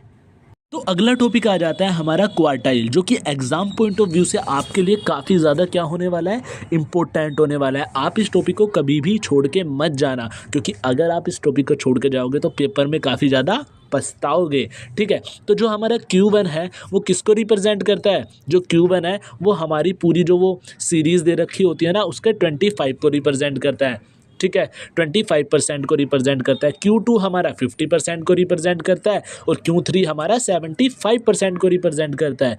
ठीक है, उसके बाद नीचे देखते हैं, ये भी सेम ही लिखा हुआ है। ठीक है, अब जो Q1 है उसे निकालने का फॉर्मूला क्या होता है, तो जो Q1 है उसे निकालने का फॉर्मूला हमारा होता है n+1 डिवाइड बाय 4। ठीक है, तो ये ऐसे आ जाएगा मेरा Q1, ये फॉर्मूला है हमारा इंडिविजुअल सीरीज़ का। ठीक है, ऐसे ही Q3 निकालने का फॉर्मूला होगा हमारा 3n+1 डिवाइड बाय 4। ठीक है, तो ऐसे मेरा किसका आ जाएगा, Q3 का। ठीक है, अब जैसे मुझे यहाँ पे इंडिविजुअल सीरीज़ दे रखी है, यहाँ पे दे रखी है मुझे xi की वैल्यू दे रखी है। ठीक है, अब ये मैंने सोल्व आउट करा, कैसे, Q1 निकालने के लिए मेरा n+1 डिवाइड बाय 4, तो टोटल ये टर्म कितनी है, टोटल ये टर्म है 11, मैंने गिन ली। तो 11 + 1 डिवाइड बाय 4 मेरा थर्ड टर्म आया, थर्ड नंबर पे क्या है 15, तो मैंने 15 लिख दिया। Q2 निकालने का फॉर्मूला क्या होता है हमारा, Q2 निकालने का फॉर्मूला होता है n+1 डिवाइड बाय 2। ठीक है। Q2 हम मीडियन को ही कहते हैं एक तरीके से, अगर आप ध्यान से देखें तो ये n+1 डिवाइड बाई 2 हमारा फॉर्मूला था मीडियन में ही, ठीक है। तो इसको सोल्व करके आया हमारा सिक्स्थ टर्म जो कि है हमारा 45। ऐसे ही हम किसको निकाल लेंगे, Q3 को, 3n+1, 11 पुट करेंगे, 11+1 डिवाइड बाई 4, नाइन्थ टर्म जो कि हमारा कितना है 18, ठीक है। तो चलिए अब देखते हैं कि डिस्क्रीट सीरीज़ में क्वार्टाइल डेविएशन कैसे फाइंड आउट करते हैं, ठीक है। तो इसमें आपको बेसिकली एक्स आई और एफ आई पहले से ही गिवन होगा, ठीक है। तो जैसे एक्स आई आपको गिवन है और एफ आई आपको गिवन है, सबसे पहले आपको क्या करना है, एफ आई का टोटल करके एन की जगह आपको वैल्यू डाल देनी है। तो n+1 डिवाइड बाय 4, क्योंकि आप Q1 निकाल रहे हो, ठीक है। एन की वैल्यू आपने 30 डाली, सोल्व करके आपका आ गया 7.75। अगर आप ध्यान से देखो तो ये दोबारा वो इवन वाला केस बन गया जिसमें हमने ओड का फॉर्मूला अप्लाई करा था मीडियन के अंदर, ठीक है। तो आपको क्या करना है, 7.75 है ना, 7.75 का 7 बाहर निकाल लेना है, 0.75 अलग निकाल लेना है, फिर 8th टर्म में से 7 टर्म को माइनस करके दिखा देना है, ठीक है। 7 जो 7th टर्म है हमारी वो इसमें कोई आ रही है, 7th टर्म, हाँ, तो 7 टर्म तो कोई आ नहीं रही। ये जो 7th टर्म है ये मैं कौन सी किसके अंदर देखूंगा, ये मैं देखूंगा CF के अंदर, ठीक है। तो CF के अंदर कोई 7 टर्म आ रही है, नहीं आ रही। तो 7 से बड़ी कुछ आ रही है, हाँ आ रही है। क्या आ रही है, 10 आ रही है सर जी, ठीक है।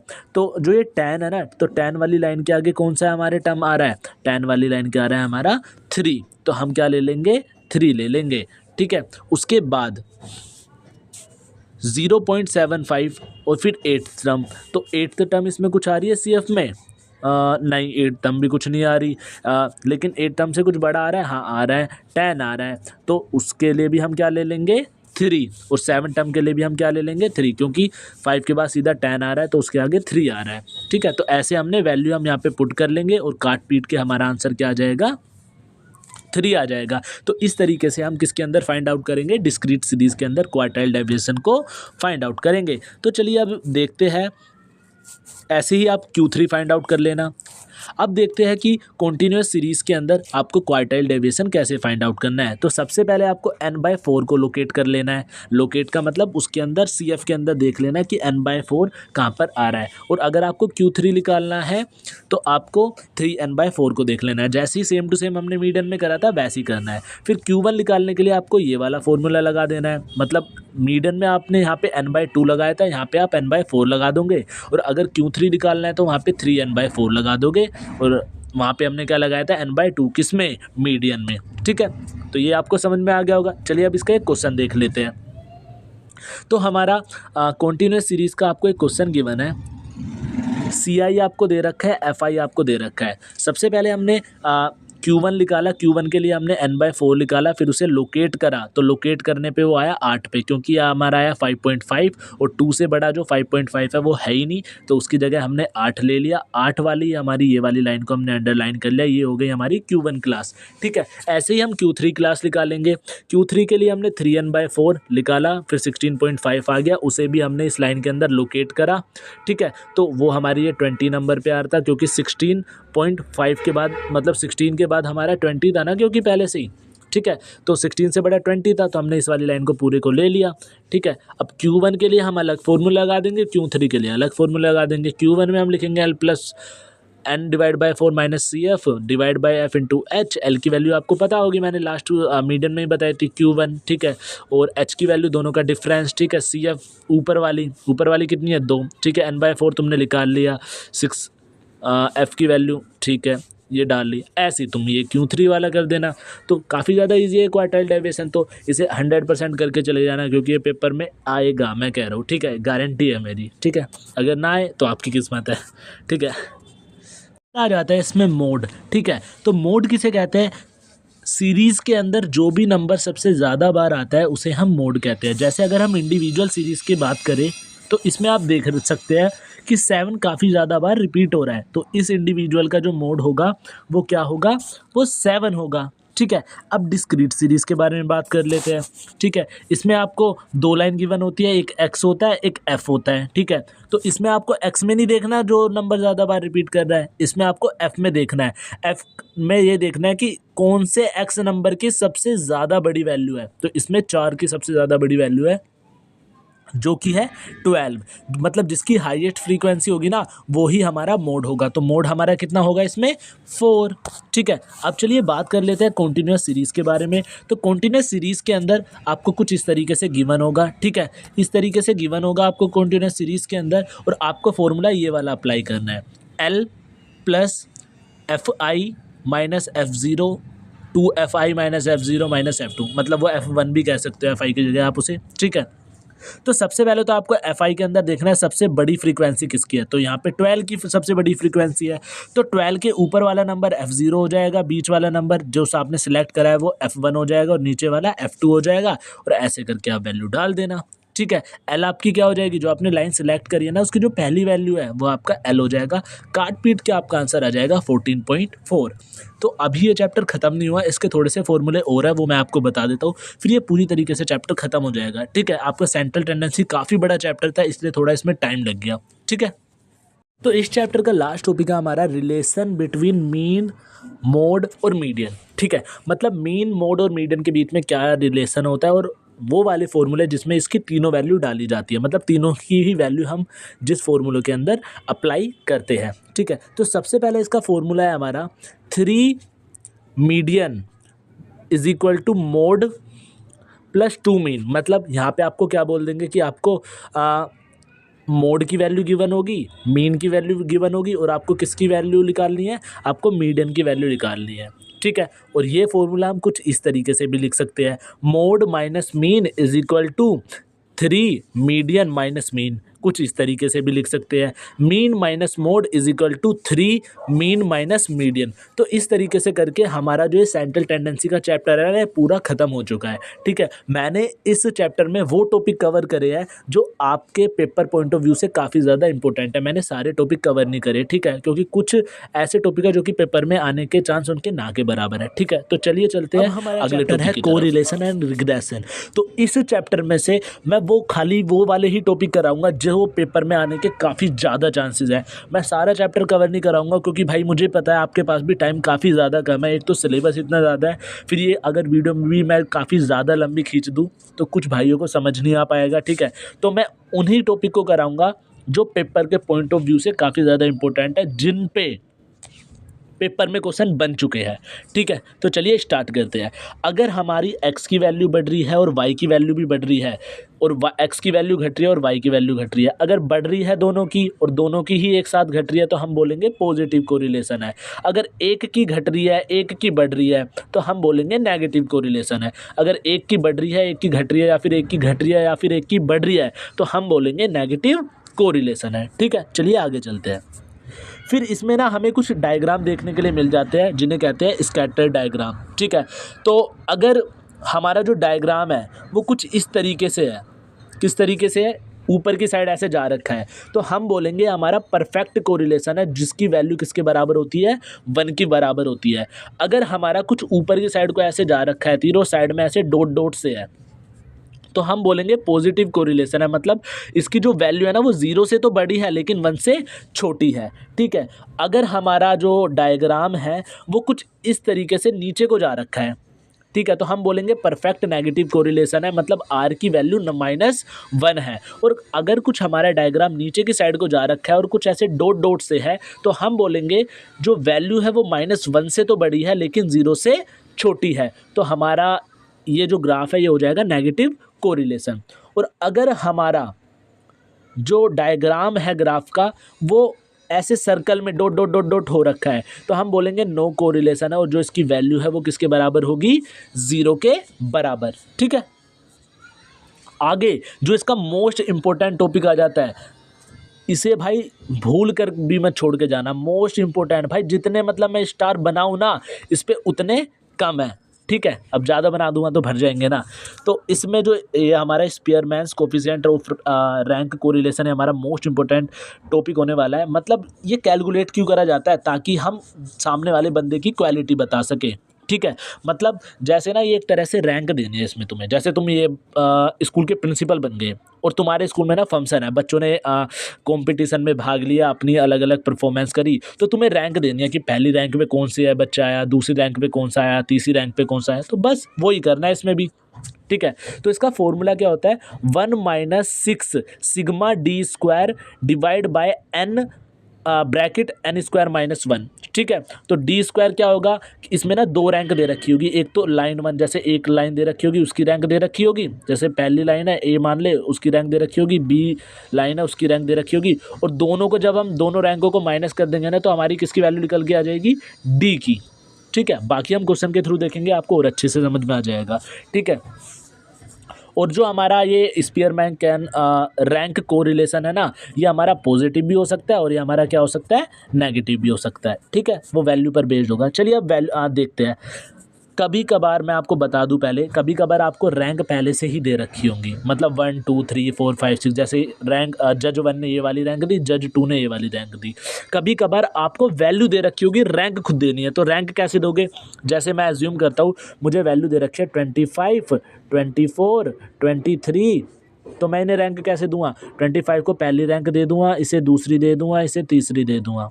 ठीक है, और जैसे दूसरी लाइन में मुझे दे रखा है 27 29 28, तो 29 को मैं तीसरी रैंक दे दूंगा, तीसरी दे दूंगा। अरे नहीं, तीसरी क्यों दूंगा भाई, तीसरी क्यों दूंगा, इसे दूंगा मैं पहली, इसे दूंगा दूसरी और इसे दूंगा तीसरी। ठीक है, ये आपको कब करना है, जब क्वेश्चन में रैंक गिवन ना हो। बट अगर क्वेश्चन में रैंक दे रखी है तो आपको डायरेक्ट कुछ नहीं करना, क्या करना है, पहली वाली रैंक में से दूसरी वाली रैंक को माइनस करा, फिर इसमें से भी ऐसी सेम, इसमें से भी सेम, फिर जो रैंक निकल के आई है, मतलब दोनों का डिफरेंस निकल के आया, उसका स्क्वायर मार दिया, तो वो मेरा क्या हो गया, डी स्क्वायर। इतना करने के बाद उस सब का सम कर देना है, मतलब उन सबको प्लस कर देना है, मेरा 60 आ गया। फिर फॉर्मूले में लगा देना है। फॉर्मूले में कैसे लगाना है, डी स्क्वायर की जगह 60 डाला मैंने। ठीक है, तो 1 - डी स्क्वायर, तो 1 - 60 अपोन में टोटल नंबर कितने थे मेरे, टोटल नंबर गिनो भाई, गिनो जल्दी जल्दी गिनो कितने थे, 1 2 3 4 5 6 7 8 9 10, तो कितने थे, 10। ठीक है, तो ये है मेरे 10, तो ऐसे ही मैं लिख दूंगा इसे, कितने हैं मेरे 10, तो मैंने लिखा नीचे 10 स्क्वायर माइनस 1, सोल्व करके आंसर आ गया। कुछ था कठिन इसमें, नहीं था ना, फ्री के नंबर है ना, लेकिन भाई इंपॉर्टेंट है इसलिए मैंने आपको बताया। फिर ना भाई बंदों के दिमाग में या फिर टीचरों के दिमाग में एक क्वेश्चन काफ़ी ज़्यादा उछलता है, वो है ये कार्ल पियर्सन वाला। थ्योरी में भी ये क्वेश्चन आ रखा है, मैंने कवर करवाया है संजीवनी बूटी स्लाइड के अंदर। तो इसका फॉर्मूला देख लो, डायरेक्ट वैल्यू आती है, आपको पुट करनी होती है खाली, तो फॉर्मूला इसमें से कोई सा भी बन सकता है, लेकिन मेन ये वाला होता है। जैसे covariance of X and Y given होगा, जैसे covariance of X, covariance of Y, ये तुम्हें लिखा होगा, जैसे कोवेरिएंस ऑफ एक्स और कोवेरिएंस ऑफ वाई, ये क्वेश्चन में गिवन होगा, खाली वैल्यू पुट करनी है आप लोगों को, क्या करनी है, वैल्यू पुट करनी है। ठीक है, और अपोन में वेरिएंस ऑफ एक्स और वेरिएंस ऑफ वाई का रूट, आप अगर सोल्व करोगे ना इसे, फिर तुम्हारा क्या निकल के आ जाएगा, आंसर। ठीक है, तो इस तरीके से आपका ये कोरिलेशन और रिग्रेशन भी चैप्टर काफ़ी ज़्यादा मज़े और दमदारी के साथ समाप्त होता है। अगला चैप्टर है आपका जिसका नाम है प्रोबेबिलिटी। ठीक है, ये काफ़ी ज़्यादा इजी सा चैप्टर है। ठीक है, क्योंकि आपके पेपर में इससे काफ़ी ज़्यादा क्वेश्चन नहीं बने। वैसे तो अगर रियल लाइफ में देखा जाए या फिर आप क्लासेस में देखोगे तो ये काफ़ी ज़्यादा बड़ा चैप्टर बैठता है और बच्चों को समझ भी नहीं आता, लेकिन मैं इस तरीके से समझाऊंगा तो आपको 100% समझ में आएगा। ठीक है, तो चलिए इसका फॉर्मूला देख लेते हैं। सबसे पहले इसका फॉर्मूला होता है favourable outcome upon total number of outcome. अभी आपको समझ नहीं आ रहा होगा यार, फेवरेबल आउटकम किसे कहते हैं, टोटल नंबर आउटकम किसे कहते हैं। तो चलिए किसी एग्जांपल के हेल्प से समझते हैं। और कहाँ गया एग्जांपल, हाँ भाई ये रहा एग्जांपल। ठीक है, एग्जांपल दे रखा है हमें, अगर हमने एक कॉइन को क्या करा, टॉइस करा। ठीक है, टॉइस करा मतलब टॉस करा यार, उछाला। ठीक है, तो हेड आने की प्रोबेबिलिटी कितनी होगी, तो हेड आने की प्रोबेबिलिटी कितनी होगी, तो चलिए देखते हैं। इसके सॉल्यूशन की तरफ बढ़ते हैं। सॉल्यूशन में क्या लिखा हुआ है, अगर हम एक कॉइन को उछालते हैं तो हमारे पॉसिबल आउटकम कितने बनते हैं। सबसे पहले मुझे ये बता दो तुम, एक कॉइन को उछाला, या तो हेड आएगा या तो टेल आएगा, इसके अलावा कुछ आ सकता है, नहीं आ सकता ना। तो जो मेरे टोटल आउटकम है वो 2 हो गए। फेवरेबल आउटकम किसे कहेंगे, हमें जो चाहिए, हमें जिसकी प्रोबेबिलिटी चाहिए, किसकी प्रोबेबिलिटी चाहिए, हेड की। हेड कितनी बार आ सकता है, एक बार, तो फेवरेबल आउटकम की प्रोबेबिलिटी कितनी होगी, 1। ठीक है, अब सिंपल क्या करना है, इन्हें फॉर्मूले में डाल दो। तो फॉर्मूले में ऊपर क्या आएगा, फेवरेबल आउटकम है हमारा 1 और अपोन में टोटल नंबर ऑफ आउटकम जो कि हमारा है 2। ठीक है। अगर किसी चीज़ के होने की प्रोबेबिलिटी हमें पता है और उसकी ना होने की प्रोबेबिलिटी निकालनी हो तो उसे हमेशा 1 में से क्या कर देते हैं, माइनस। ठीक है। और सारे इवेंट की टोटल प्रोबेबिलिटी, सारे इवेंटों की टोटल प्रोबेबिलिटी किसके बराबर होती है, 1 के बराबर होती है। ये बातें ध्यान रखना। तो ये प्रोबेबिलिटी चैप्टर भी तुम्हारा ख़त्म। बस सर इतना ही पढ़ाया? अरे बस इतना ही पढ़ना है तुम्हें। बाकी संजीवनी बूटी स्लाइड में मैं आपको जो मैंने बोला है आपको कि सबसे लास्ट में दिखाऊंगा आपको, ठीक है, उसमें क्वेश्चन मैंने प्रोबेबिलिटी के कवर करा रखे हैं। खाली आप वो करके चला जाओगे ना तो मोर देन सफिशिएंट है। ठीक है। फाइनली संजीवनी बूटी स्लाइड आ चुकी है जिसका आपको वर्षों से इंतजार था। जैसे कि मैंने वीडियो के स्टार्टिंग में बताया था कि ये जो संजीवनी बूटी स्लाइड है ये आपके पेपर में काफ़ी ज़्यादा यूज़फुल होने वाली है। आपके पेपर का हर कष्ट का निवारण कर देगी, आपको पेपर में 100% पास करके दिखाएगी। तो चलिए बिना किसी देरी के स्टार्ट करते हैं। तो सबसे पहला क्वेश्चन दे रखा है कि आपको 100 स्टूडेंट दे रखे थे, उनके मीन मार्क्स मतलब उनका अर्थमेटिक मीन आपको 50 दे रखा है, लेकिन जो 2 स्टूडेंट है ना उनके जो मार्क्स थे ना वो गलती से थे कुछ और आपने कुछ और पढ़ लिए।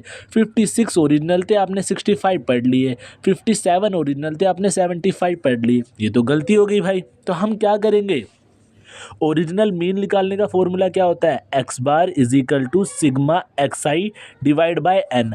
एक्स बार आपको पहले से ही दे रखा है, ठीक है। एन की वैल्यू कितनी है, 100, मतलब टोटल नंबर ऑफ स्टूडेंट आपको 100 दे रखे हैं। अब यहाँ से आप सोल्व आउट करोगे तो आपकी किसकी वैल्यू निकल के आ जाएगी, एक्स आई की, ठीक है। लेकिन जो ये एक्स आई आपका निकल के आया ना ये आपका गलत एक्स आई है, क्योंकि आपने इसमें ना 56 की जगह 65 रीड कर लिया था, 57 की जगह 75 रीड आउट कर लिया था, ठीक है। तो हम गलत वाले को माइनस कर देंगे और सही वाले को ऐड कर देंगे। 65 गलत है, 75 गलत है, 56 सही है, 57 सही है। सोल्व आउट करके हमारी जो सही वाले सिग्मा एक्स आई की वैल्यू है वो 4 स्लाइड आ चुकी है जिसका आपको वर्षों से इंतजार था। जैसे कि मैंने वीडियो के स्टार्टिंग में बताया था कि ये जो संजीवनी बूटी स्लाइड है ये आपके पेपर में काफ़ी ज़्यादा यूज़फुल होने वाली है। आपके पेपर का हर कष्ट का निवारण कर देगी, आपको पेपर में 100% पास करके दिखाएगी। तो चलिए बिना किसी देरी के स्टार्ट करते हैं। तो सबसे पहला क्वेश्चन दे रखा है कि आपको 100 स्टूडेंट दे रखे थे, उनके मीन मार्क्स मतलब उनका अर्थमेटिक मीन आपको 50 दे रखा है, लेकिन जो 2 स्टूडेंट है ना उनके जो मार्क्स थे ना वो गलती से थे कुछ और आपने कुछ और पढ़ लिए। 56 ओरिजिनल थे, आपने 65 पढ़ लिए। 57 ओरिजिनल थे, आपने 75 पढ़ लिए। ये तो गलती हो गई भाई। तो हम क्या करेंगे, ओरिजिनल मीन निकालने का फॉर्मूला क्या होता है, X bar is equal to sigma X I divide by N. X bar आपको पहले से ही दे रखा है, ठीक है। एन की वैल्यू कितनी है, 100, मतलब टोटल नंबर ऑफ स्टूडेंट आपको 100 दे रखे हैं। अब यहाँ से आप सोल्व आउट करोगे तो आपकी किसकी वैल्यू निकल के आ जाएगी, एक्स आई की, ठीक है। लेकिन जो ये एक्स आई आपका निकल के आया ना ये आपका गलत एक्स आई है, क्योंकि आपने इसमें ना 56 की जगह 65 रीड कर लिया था, 57 की जगह 75 रीड आउट कर लिया था, ठीक है। तो हम गलत वाले को माइनस कर देंगे और सही वाले को ऐड कर देंगे। 65 गलत है, 75 गलत है, 56 सही है, 57 सही है। सोल्व आउट करके हमारी जो सही वाले सिग्मा एक्स आई की वैल्यू है वो 4973 आ जाएगी। अब हमारा राइट वाला सिग्मा एक्स आई निकल के आ गया तो हम क्या करेंगे, उसे फॉर्मूले में पुट कर देंगे और हमारा क्या निकल के आ जाएगा, करेक्ट मीन निकल के आ जाएगा, ठीक है। तो फिर दूसरा क्वेश्चन हमारा आ रखा है कि जो geometric average of the Laspeyres index which only uses the base year price and the Paasche's index which only uses the current year price also known as ideal price index. क्या बोल दिया भाई, समझ नहीं आया? तो चलिए मैं आपको बताता हूँ। इसमें क्वेश्चन था आपका कि जो फीस ईयर इंडेक्स है वो उसे आइडियल इंडेक्स क्यों कहा जाता है। इसलिए कहा जाता है क्योंकि जो फीस ईयर इंडेक्स है वो लेस पेयर को भी इंक्लूड करता है और पास्टेज को भी इंक्लूड करता है। लेस पेयर और पास्टेज दोनों के फॉर्मूले आते हैं ना उसके अंदर। फीस ईयर इंडेक्स का फॉर्मूला क्या होता है, √L × P, मतलब लेस पेयर का भी फॉर्मूला और पास्टेज का भी फॉर्मूला। लेस पेयर में हम करंट ईयर की क्वांटिटी लेते हैं, करंट ईयर की लेते हैं, बेस ईयर की, और पास्टेज में हम करंट ईयर की क्वांटिटी लेते हैं। तो बस उसी फॉर्मूले को ना आपको कुछ डेफिनेशन में बना के लिख देना है, ठीक है। उसके बाद कार्ल पर्सन का एक मेथड है हमारा, ठीक है, उसकी आपको प्रॉपर्टीज़ बताने हैं। ये आप भाई रट लेना, क्योंकि ये जो मैंने क्वेश्चन लिए है ना, ये पेपर में से दिया, जो आपके पेपर में आ रखे हैं पहले से ही, ठीक है। तो कार्ल पर्सन के जो आपकी प्रॉपर्टीज़ है वो सबसे पहला है रेंज, मतलब जो कार्ल पर्सन की जो रेंज होती है ना वो -1 to 1 है। फिर है लीनियर रिलेशनशिप, जो पियर्सन का लीनियर रिलेशनशिप होता है ना, मतलब जो ये कार्ल पर्सन है ये दो वेरिएबल के बीच क्या मेज़र करता है, लीनियर रिलेशनशिप को मेज़र करता है। और ये इंडिपेंडेंट होता है, मतलब डिपेंड नहीं होता किस पे, चेंज ऑफ स्केल और चेंज ऑफ ओरिजिन पे। खाली याद कर लो फिलहाल अभी। कोरिलेशन वैल्यूज़ की अगर -1 है तो हम बोलेंगे परफेक्ट नेगेटिव लीनियर रिलेशन, ठीक है। तो ये जो पॉइंट है ना चारों, ये आप याद कर लेना। इसका डायरेक्ट क्वेश्चन आएगा कि प्रॉपर्टीज़ ऑफ कार्ल पियर्सन, ठीक है। अगला देख लेते हैं हम अगली स्लाइड में। तो जो कार्ल पियर्सन की प्रॉपर्टी है उसका जो लास्ट वाला पॉइंट था उसके ये 2 पॉइंट भी रह चुके हैं। इसमें क्या है, अगर 0 दे रखा है तो हम बोलेंगे नो कोरिलेशन है, अगर 1 दे रखा है तो हम बोलेंगे परफेक्ट लीनियर रिलेशनशिप है, ठीक है। उसके बाद हमारा ये पूछेंगे कि मल्टीप्लिकेशन रूल को डिफाइन करो और एडिशन रूल को डिफाइन करो, ठीक है। तो मल्टीप्लिकेशन रूल क्या कहता है, उसका फॉर्मूला है हमारा PA&B = PB और PA/B, ठीक है।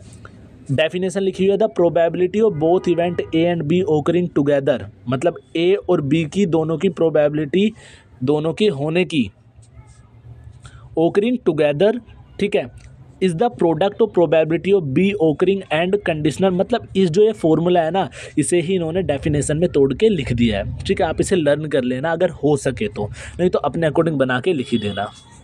उसके बाद है एडिशन रूल। एडिशन रूल में क्या बोला गया है, the property of either event A और बी, या तो ए की प्रोबेबिलिटी होगी या बी की होगी, is the sum of probability, वो किसके बराबर होता है, प्रोबेबिलिटी और प्रोबेबिलिटी बी के सम के और इन दोनों के इंटरसेक्शन के, प्रोबेबिलिटी ऑफ, हाँ ठीक है, ए एंड बी के, ठीक है।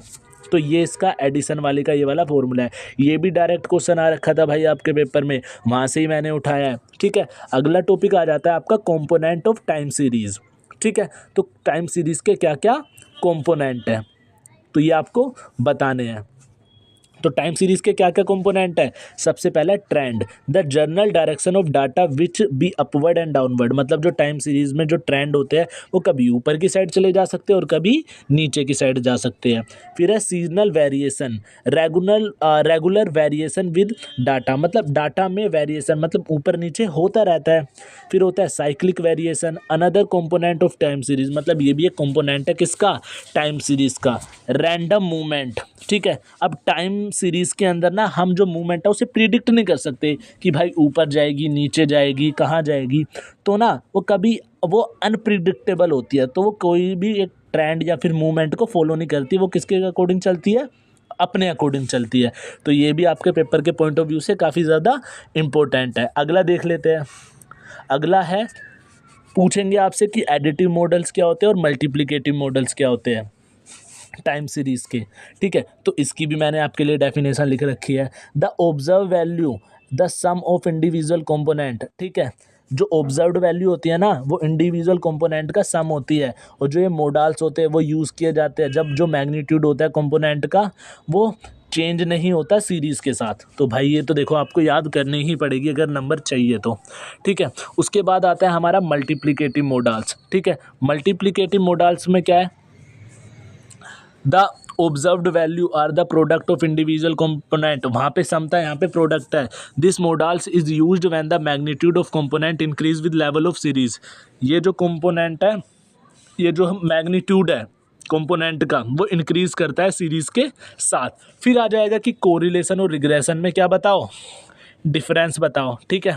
सबसे पहला बोल रखा है कि ये स्ट्रेंथ और डायरेक्शन मेज़र करता है, कौन, कोरिलेशन, ठीक है, दो वेरिएबल के बीच में। रिग्रेशन ये इफ़ेक्ट बताता है कि एक वेरिएबल का दूसरे वेरिएबल पर क्या इफ़ेक्ट पड़ा है, ठीक है। It quantifies the relationship between value, ये एक तरह से रिलेशनशिप शो करता है और ये एक्सप्रेस करता है रिलेशनशिप को, ठीक है। चलिए अब अगली स्लाइड पे चलते हैं।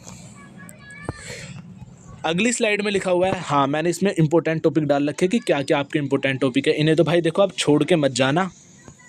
मैंने करवा दिया आपको सारे।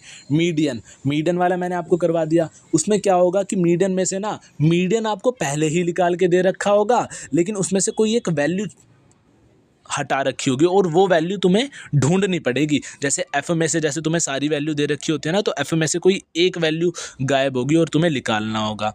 ठीक है, फिर less pair past year feature ये मैंने आपको सारे बता दिए। स्पेयरमैन रैंक ये भी मैंने आपको करा दिया। ठीक है, अब आते हैं हम इस प्रोबेबिलिटी के कुछ क्वेश्चन दे रखे थे जो कि आपकी मतलब प्रीवियस ईयर के क्वेश्चन में। तो सबसे पहले देखो बोला है कि 3 बच्चे अगर एक प्रॉब्लम को सोल्व करते हैं ना, जिनका नाम ए बी सी है, तो ए अगर सोल्व करता है तो 1/2, बी करता है तो 1/3 और 1/4। ठीक है, चांस टू सोल्विंग, उन्हें ना इतने इतने चांस मिलते हैं सोल्व करने के। अगर जो पहला क्वेश्चन पूछा गया, अगर जो प्रॉब्लम है वो सोल्व नहीं हो पा रही, तो अगर होने की पता है और ना होने की निकालनी है तो हम क्या करते हैं, 1 में से माइनस कर देते हैं। मैंने स्टार्टिंग में ही आपको बताया था ना, तो 1 - 1/2।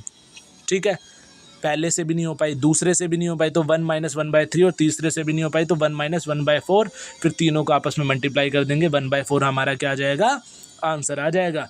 फिर दूसरा क्वेश्चन बोला था probability that problem will be solved. अब हमें ना होने की पता है, ना होने की हमारी टोटल कितनी आई थी, 1/4। तो होने की कैसे निकाल लेंगे, टोटल में से माइनस कर देंगे। टोटल क्या होता है, 1। मैंने बताया था ना, टोटल आउटकम्स का प्रोबेबिलिटी हमेशा 1 होती है। कोई सी भी किसी भी चीज़ की ना टोटल जो प्रोबेबिलिटी होगी वो आपकी क्या होगी, 1 होगी। तो 1 में से हम 1/4 माइनस कर देंगे तो हमारा 3/4 आ जाएगा। अब इन्होंने बोला है तीसरा क्वेश्चन कि प्रोबेबिलिटी और प्रॉब्लम मतलब कि जो प्रॉब्लम है वो सोल्व हो तीनों में से किसी एक के द्वारा। तो भाई वो किसी के द्वारा भी हो सकती है। पहले ए कर दे, बी और सी ना करे। दूसरा ए कर दे, नहीं ए नहीं, ए पे भी नहीं हो, सी पे भी नहीं हो और बी कर दे। ठीक है, ए पे भी नहीं हो। तीसरी हम बोल सकते हैं ए पर नहीं हो पाई, बी पर नहीं हो पाई, सी ने कर दी। तो पहले ए की होने की लिख दो, होने की तो दे ही रखी है 1/2। बी की ना होने की, बी की दे रखी है 1/3, और तो माइनस कर देंगे हम 1 में से तो हमारा 2/3 आ जाएगा जो कि ना होने की है। ऐसी सी की निकाल लेंगे। ऐसे हम सारा करके इनका आंसर निकाल लेंगे मल्टीप्लाई करके। ठीक है, जो कि हमारा कितना आएगा, जो कि हमारा आएगा 11/24। उसके बाद बोल रखा है इन्होंने क्वेश्चन 9 में कि एक बैग है। ठीक है, उस बैग के अंदर कितनी बॉल है, कितनी बॉल है भाई बैग के अंदर, बैग के अंदर है 5 तो वाइट बॉल है।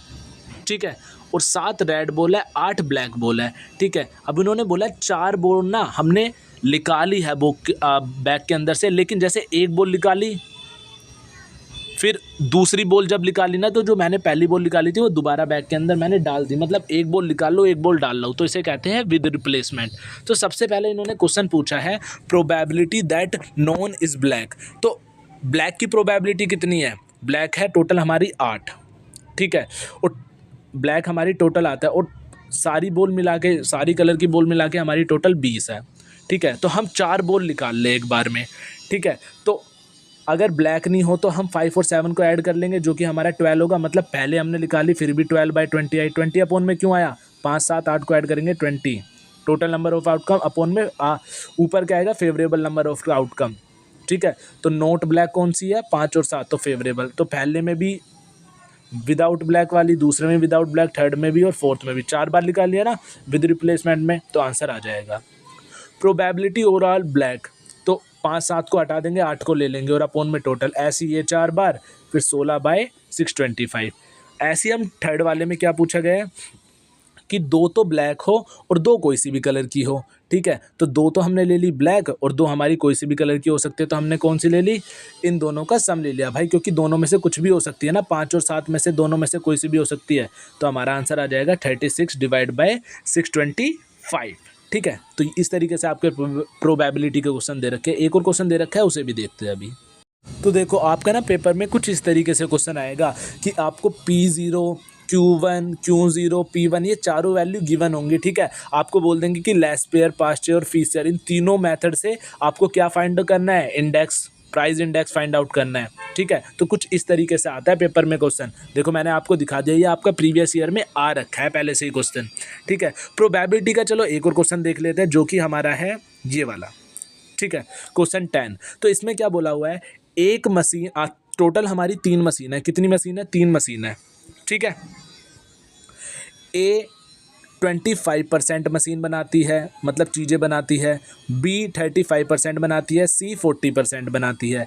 25% में से 4% ए के ख़राब चले जाते हैं, बी के 5% ख़राब चले जाते हैं, सी के 7% ख़राब चले जाते हैं। ठीक है, तो ये 25 को हम 100 से डिवाइड करेंगे तो 0.25, 0.35 बी को करेंगे तो सी को करेंगे 0.4, ऐसे नीचे वाले नंबर को डिवाइड कर लेंगे तो हमारे ये आ जाएंगे। अब क्वेश्चन में ये बोला गया है, अगर बी मशीन बना रही है प्रोडक्टों को और वो डिफेक्ट भी निकल रहा है, तो उसकी प्रोबेबिलिटी क्या होगी? तो हम क्या करेंगे, बी की मशीन की प्रोबेबिलिटी कितनी है, वो कितने सामान बनाती है? 35 को हमने कन्वर्ट करा था तो 0.35 आया, और उसके नीचे कितना है, उसके ख़राब कितने निकल रहे हैं? 0.05। तो 0.05 हमारे ये रहे। ठीक है, तो ये तो हो गए हमारे फेवरेबल आउटकम। ठीक है, मतलब बी के निकालने हैं ना हमें कि बी के द्वारा कितने खराब जा रहे हैं, तो ऊपर में फेवरेबल आउटकम अपॉन में total number of outcome. Total number of outcome कितने हो जाएंगे? बी मतलब मशीन 1 की और मशीन 1 के डिफेक्टिव, मशीन 2 कितने बना रहे हो उसके डिफेक्टिव, और मशीन 3 कितने बना रहे हो उसके भी डिफेक्टिव। तो 0.25 को 0.04 से इंटू करा, प्लस 0.35 को 0.05 से इंटू करा, प्लस 0.4 को मल्टीप्लाई करा 0.07 से। ठीक है, और अगर पूछ लेता कि सी के द्वारा बताओ तो उसमें सी की ऊपर आ जाती, अगर पूछ लेता ए की बताओ तो उसमें ए की ऊपर आ जाती। ठीक है, और अगर पूछ रहा ए बी सी तीनों की बताओ तो ए की अलग निकालते, बी की अलग निकालते, सी की अलग निकालते, और तीनों को क्या कर देते? ऐड कर देते। तो संजीवनी बूटी स्लाइड में आपके लिए बस इतना ही था। देखो गाइस, वीडियो बनाने में ना काफ़ी ज़्यादा मेहनत लगती है, तो अपना प्यार सपोर्ट चैनल पे ज़रूर दिखाओ, क्योंकि तभी हम आपको एक अच्छा कंटेंट प्रोवाइड करेंगे। क्योंकि अगर आप लाइक सब्सक्राइब करते हो ना वीडियो को, तो हमें भी अंदर से मोटिवेशन मिलती है और वीडियो बनाने में अच्छा तभी लगता है। ठीक है, तो कीप